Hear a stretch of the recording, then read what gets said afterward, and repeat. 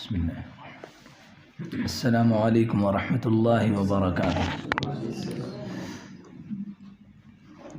حضرات، جناب ابصار عالم صاحب شیبانی اور ان کے رفقائے کار جناب نوشاد صاحب اور طارق انور صاحب، ان حضرات نے چند مہینوں سے ہمیں مئو میں طاق رکھا ہے، اور جو موقع ان کو ہاتھ لگتا ہے یہ شاید کسی دھوکے میں ہے، ہم سے اصرار کرتے ہیں کہ فلاں مجلس میں شریک ہوں اور فلاں بزم میں ہم اس کا جزو بنیں۔ ان کی محبت بھی ہے اور ان کا حسن ظن بھی ہے، لیکن سچ بات یہ ہے کہ جہاں کہیں یہ ہمیں لے جاتے ہیں ہم اس میں اپنے کو بہت ہلکا پاتے ہیں۔ اس بزم کے لیے خاص طور سے اور پھر اس منصب کے لیے تو میں بالکل اہل نہیں تھا۔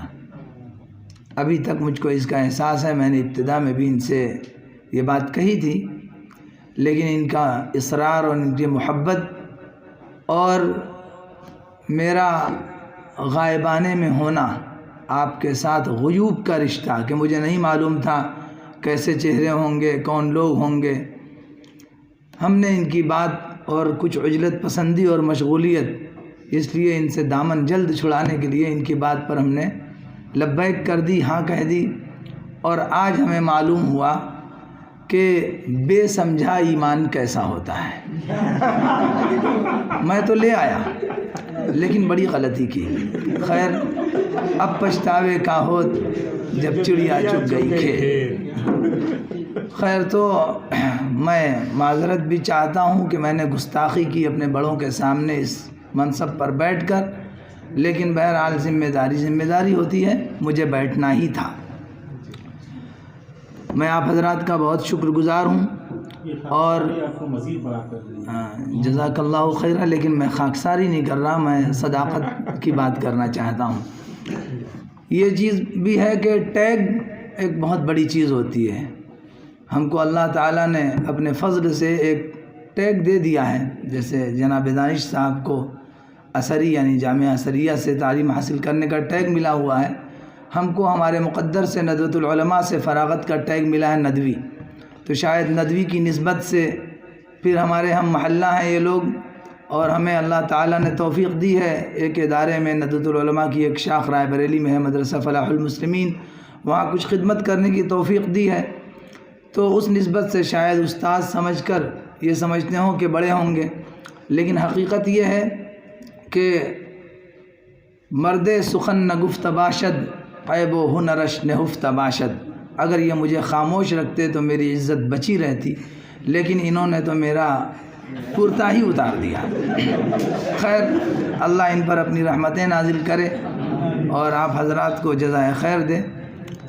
میں اپنی ذمہ داری محسوس کرتے ہوئے آپ تمامی حضرات کا، جتنے لوگ اس بزم میں آئے، اس انجمن کی طرف سے، انجمن شباب ملت ریفارم جو ہے بزم جو ہے سوسائٹی، میں اس کی طرف سے اور اس کے ارکان کی طرف سے آپ سبھی کا بہت شکریہ ادا کرتا ہوں، اور میں یہ بھی آپ حضرات سے التماس کرتا ہوں کہ آپ حضرات سے جس طرح بھی ممکن ہو سکے اس انجمن کا تعاون کریں اور اس کو ترقی دینے کی کوشش کریں، اس کی بزموں میں شریک ہوں۔ یہ شرکت بھی ایک تعاون ہے، شرکت بھی ایک تعاون ہے۔ اردو کی نسبت سے انہوں نے یہ قدم اٹھایا تو یہ بات سچ ہے کہ اردو بڑی مظلوم ہے ہندوستان کے اندر، اور آپ کو معلوم ہوگا کہ ظلم دو طرح سے ہوتا ہے، ایک ظلم غیر کا ہوتا ہے اور وہ ظلم کم اذیت ناک ہوتا ہے، ایک ظلم اپنوں کا اور گھر والوں کا ہوتا ہے اور یہ بڑا اندوہناک ہوتا ہے۔ اردو پر زیادہ ظلم اپنوں نے کیا ہے، اردو کا دعویٰ کرنے والوں نے کیا ہے، اردو سے تعلق رکھنے والوں نے کیا ہے۔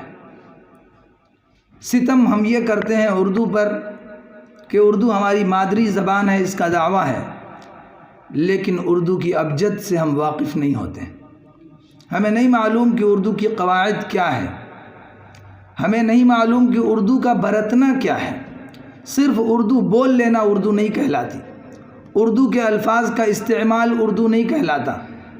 اردو برتنا کیا ہے، کس طرح لفظوں کا استعمال ہو، کس طرح اس کی ترتیب اور اس کا سجع بنایا جائے۔ اردو بہت حسین ہے، لیکن حسن جبھی ہوگا جب اس کے معیار کو اور اس کے انداز کو باقی رکھا جائے، اور زبان اہل زبان سے سیکھی جاتی ہے۔ اردو کے لیے جو مدارس رہے ہیں اور جو خاص نسبتیں اس کو حاصل ہیں، ان مدارس سے جب ہم جڑیں گے اور جب ان کی چیزوں کو پائیں گے، سیکھیں گے، اخذ کریں گے اور کثرت سے اردو کا مطالعہ کریں گے، تبھی ہم کچھ اردو کی ابجد جان سکتے ہیں، کچھ اردو کے بارے میں جان سکتے ہیں، ورنہ بولنا تو سب اردو جانتے ہیں۔ پورے ہندوستان میں سچی بات تو یہ ہے کہ اردو ہی بولنے والے ہیں، دوسرا کوئی نہیں ہے۔ جنہیں ہندی کا دعویٰ ہے وہ بھی اردو ہی بولتے ہیں۔ بے شک ہندی تو شاذ و نادر ہے۔ ہندوستان میں ہندی کے نام پر ہندی نیوز چلتی ہے، لیکن آپ بتائیے کہ اس میں کتنے الفاظ ہندی کے ہوتے ہیں، کتنے اردو کے۔ مجھے ہندی ایک نہیں آتی، لیکن میں بھی اس کو سن سکتا ہوں، سمجھ سکتا ہوں۔ اس کا مطلب اس میں اردو بہت کچھ ہے، بے شک بڑی حصے داری اردو کی ہے۔ اردو ہندوستان کا خون ہے، ہندوستان کی فطرت ہے، ہندوستان کی طبیعت ہے، لیکن اردو سے محبت ہمیں کم ہے۔ دعویٰ زیادہ ہے، محبت کم ہے۔ بے شک اس دعوے کو محبت میں بدلنے کی ضرورت ہے۔ اردو ہم بولیں، اردو ہم پڑھیں، کثرت سے پڑھیں اور اردو پڑھائیں۔ اپنی نسل کو جب تک ہم اردو نہیں سکھائیں گے، سچی بات یہ ہے کہ وہ اردو آشنا نہیں ہو سکتی۔ اردو کے نام سے آشنا ہوگی، اردو آشنا نہیں ہوگی۔ اور اس کو سیکھنے پڑھنے کے لیے ہر مقام پر، ہر موڑ پر سوچنے کی ضرورت ہے۔ اخبار اردو کا پڑھیں، جیسا کہ ہمارے منظر بھائی نے کہا، وہ سچ بات ہے۔ آج اردو کے اخبارات نہیں نظر آتے۔ اسی طرح آپ پورا مئو گھوم جائیں، مئو مسلمانوں کا علاقہ ہے، اردو کا علاقہ ہے، لیکن ہمیں آپ بتائیے، آپ میں بہت سے لوگ ایسے ہوں گے جن کو تجارت سے بھی نسبت ہوگی۔ آپ پورے مئو میں کتنے سائن بورڈ اردو میں دکھا سکتے ہیں ہم کو؟ آپ کو اپنے مئو میں بھی اردو پر بھروسہ نہیں ہے، اردو سے محبت نہیں ہے۔ آپ کو جس چیز سے محبت ہوتی ہے آپ اس کو اول رکھتے ہیں۔ اگر اردو سے محبت ہوتی تو آپ اپنے سائن بورڈ میں اردو کو بھی پہلی جگہ دیتے، لیکن آپ نے پہلی نہیں، آخری جگہ بھی نہیں دی۔ میں آپ کہہ کے آپ کو مخاطب نہیں کرنا چاہتا، آپ کے لفظ سے میں اپنے کو بھی مخاطب کر رہا ہوں، اور آپ کے لفظ سے پورا مئو مخاطب ہے، پورے تمام مسلمان مخاطب ہیں کہ ہم اردو کے ساتھ خود دشمنی کرتے ہیں، پھر دوسرا دشمنی کرے تو اس پر روتے اور واویلا کرتے ہیں۔ یہ غلط ہے۔ اردو کے ساتھ ایک ستم یہ بھی ہے کہ اردو ہم بولتے ہیں، اردو ہم سن سکتے، سمجھ سکتے ہیں، لیکن لکھ نہیں سکتے۔ پڑھ سکتے ہیں لیکن لکھ نہیں سکتے۔ یہ اردو ناآشنائی کی دلیل ہے۔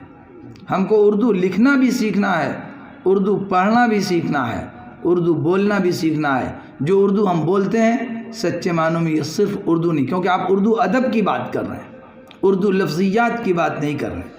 لہٰذا ہم کو ہر طرف توجہ دینے کی ضرورت ہے۔ شاید بات ہم نے ضرورت سے زیادہ کر دی ہے اور اپنے مقام سے زیادہ کر دی ہے، ہمیں نہیں اتنا بولنا چاہیے تھا، لیکن یہ ایک حد تک صداقت بھی ہے۔ ہماری بات سے اختلاف کیا جا سکتا ہے اور بجا ہوگا، لیکن یہ میرا اپنا نظریہ، اپنا خیال تھا، اور مجھے اپنا خیال ظاہر کرنے کی اجازت دی گئی تھی، لہٰذا میں نے اپنی بات کہی۔ اب بس میں شاعر تو اپنے کو نہیں کہہ سکتا اور شاعر ہوں بھی نہیں، لیکن چونکہ شعر سے دلچسپی ہے، محبت ہے، کبھی کبھار تب آزمائی کر لیتے ہیں، کچھ کہہ لیتے، سن لیتے ہیں، تو سننے سے زیادہ تعلق ہے، اور شاعرانہ اسلوب و انداز میرے پاس بالکل نہیں ہے، وہ طبیعت بھی نہیں ہے، لیکن شعر سے دلچسپی ہے اور اچھے شعر اچھے لگتے ہیں، لیکن میرا معیار ذرا نیچا ہے، اس لیے میں جب اچھے کہوں تو میرے معیار کا اچھا، تو وہ میں پسند کرتا ہوں، اس لیے کبھی کبھی کہہ بھی لیتا ہوں۔ میں نے کبھی کچھ کوشش کی، بہت پرانی چیز ہے، مجھے اچانک میں ایک جگہ گیا ہوا تھا، فون آیا کہ بھائی آپ کی حاضری ہونی ہے، اور میں غائب تھا، مجھے یاد بھی نہیں تھا، بھاگتا بھوگتا آیا، تو میں بیٹھا بیٹھا شروع میں سوچتا رہا کہ میں کیا کروں گا، شاعروں کی بزم میں صدارت اور شعر منہ سے نکلے نہیں تو پھر یہ تو بالکل ہی غلط ہوگا۔ تو سوچ کے میں نے ایک پرانی غزل، مجھے ایک ہی اپنی غزل کے کچھ اشعار شاید یاد ہیں، باقی اسی لیے میں کہوں میں متشاعر ضرور ہوں، شاعر نہیں، کہ مجھے شعر اپنا یاد نہیں رہتا ہے۔ ہاں البتہ کوئی اگر پڑھ دے تو میں کہہ سکتا ہوں کہ یہ میرا اتنا یاد رہتا ہے۔ تو میں جی ہاں انشاءاللہ تو میں کچھ اشعار پیش کر رہا ہوں، بہت پہلے کے ہیں، اس لیے اس میں میرا بچپن محسوس کیا جائے۔ آج مجھ کو دیکھ کر نہیں، تقریباً یہ آج سے 15 سال تو کم از کم پہلے کی غزل ہوگی، اس کے کچھ ٹوٹے پھوٹے الفاظ آپ کے گوش گزار تھوڑا سا برداشت کر لیں، سامعہ خراشی ہوگی، اس کے بعد اجازت۔ بکھرا بکھرا آج ہمارے فکر کا سارا دفتر ہے، بکھرا بکھرا آج ہمارے فکر کا سارا دفتر ہے، ذرہ ذرہ دشت بدامہ تنکا تنکا نشتر ہے۔ بکھرا بکھرا آج ہمارے فکر کا سارا دفتر ہے، ذرہ ذرہ دشت بدامہ تنکا تنکا نشتر ہے۔ اور شعر دیکھیے گا کہ غنچہ غنچہ مرجھایا ہے، پھول بھی سہمے سہمے ہیں، غنچہ غنچہ مرجھایا ہے، پھول بھی سہمے سہمے ہیں، یارب اتنی ویرانی کیوں آخر منظر منظر ہے، یارب اتنی ویرانی کیوں آخر منظر منظر ہے۔ اور تنکا تنکا چن کے ہم نے دل سا گھر تعمیر کیا، تنکا تنکا چن کے ہم نے دل سا گھر تعمیر کیا، ظالم نے وہ آگ لگائی سارا گھر خاکستر ہے، ظالم نے وہ آگ لگائی، تنکا تنکا چن کے ہم نے دل سا گھر تعمیر کیا، ظالم نے وہ آگ لگائی سارا گھر خاکستر ہے، ظالم نے وہ آگ لگائی سارا گھر خاکستر ہے۔ اور ایک شعر دیکھیے گا کہ عزم جمع ہے ساتھ ہمارے، سب سے کہوں گا عزم جمع ہے ساتھ ہمارے، کیسی تھکن مایوسی کیوں، عزم جمع ہے ساتھ ہمارے، کیسی تھکن مایوسی کیوں، ٹوٹا ٹوٹا زخمی زخمی لاکھ ہمارا شہ پر ہے، ٹوٹا ٹوٹا زخمی زخمی لاکھ ہمارا شہ پر ہے۔ اور شہتیر اپنی آنکھ کا دیکھیں میری آنکھ کا تنکا کیوں، شہتیر اپنی آنکھ کا دیکھیں میری آنکھ کا تنکا کیوں، آئینہ تو صاف ہے میرا داغ انہی کے دل پر ہے، شہتیر اپنی آنکھ کا دیکھیں میری آنکھ کا تنکا کیوں، آئینہ تو صاف ہے میرا داغ انہی کے دل پر ہے، آئینہ تو صاف ہے میرا داغ انہی کے دل پر ہے۔ اور آخری شعر ملاحظہ ہو کہ آئینہ تو صاف ہے میرا داغ انہی کے دل پر ہے، بھاگو اس بازار جنوں سے جانے کب کیا ہو جائے، بھاگو اس بازار جنوں سے جانے کب کیا ہو جائے، قتل کسی نے اور کیا ہے تہمت اور کسی پر ہے، قتل کسی نے اور کیا ہے، بھاگو شکریہ بھاگو اس بازار جنوں سے جانے کب کیا ہو جائے، قتل کسی نے اور کیا ہے تہمت اور کسی پر ہے۔ مقطع ملاحظہ ہو کہ قتل کسی نے اور کیا ہے تہمت اور کسی پر ہے۔ یہ ہمارے وقت کے ذمہ داران کی نظر کرتا ہوں، ملک کے ذمہ داران کی نظر کرتا ہوں۔ یہ آخری شعر مقطع کا کہ بھاگو اس بازار جنوں سے جانے کب کیا ہو جائے، قتل کسی نے اور کیا ہے تہمت اور کسی پر ہے، دن بھر فکر فتنہ گری ہے شب بھی اسے آرام نہیں، دن بھر فکر فتنہ گری ہے شب بھی اسے آرام نہیں، یعنی احسن سلگا سلگا ہر ہر تارے بستر ہے، یعنی احسن سلگا سلگا دن بھر فکر فتنہ گری ہے شب بھی اسے آرام نہیں، یعنی احسن سلگا سلگا ہر ہر تارے بستر ہے، بکھرا بکھرا آج ہمارے فکر کا سارا دفتر ہے، ذرہ ذرہ دشت بدامہ تنکا تنکا نشتر۔ بہت بہت شکریہ، جزاکم اللہ خیر۔